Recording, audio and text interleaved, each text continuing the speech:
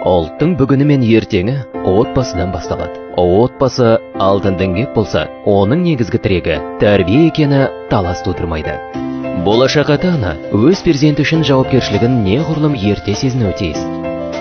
Иә, сәбидің алғашқы тәй-тәй басқан қадамдарына әрқайсымыз қуанамыз. Ол өсе келе сөйлей бастағанда, ойнақтап еркелегенде шаттыққа бөленеміз.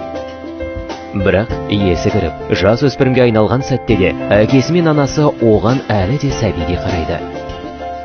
Ата-ананың сүрінетін жері осы.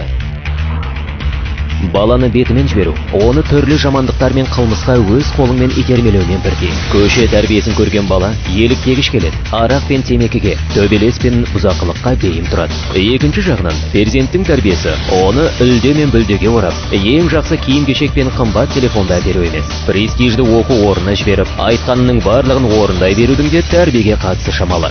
Дайын нәрсеге әбден үйреніп алған жеткіншек масылдыққа бой ұрып, болашақта ата-анасына мейірімділік танытпауы бек мүмкін.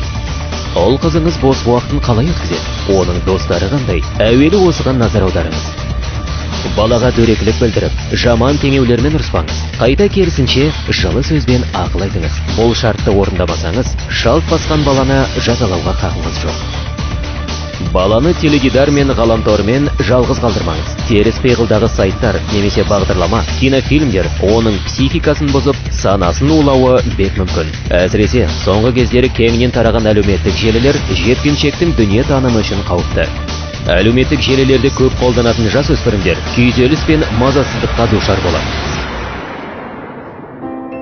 Есіңізде болсын, адамға нағыз бақытты, тәрбиелі ұрпағы сыйлайды. Дана халқымыздың ұлтыңды сақтайым десең, ұл қызыңды тәрбиеле деген қанатты сөзі осының айғағы. Ұлтымыздың салты мен дәстүрін, кешегі тарихын қастерлеп, жаңа белестерге жетелейтін ұрпақты тәрбиелеу бүгіннен басталады. Олай болса, адам өмірінің мәні, елдігіміздің болашағы болатын ұрпақ тәрбиесіне лайықты көңіл бөлейік.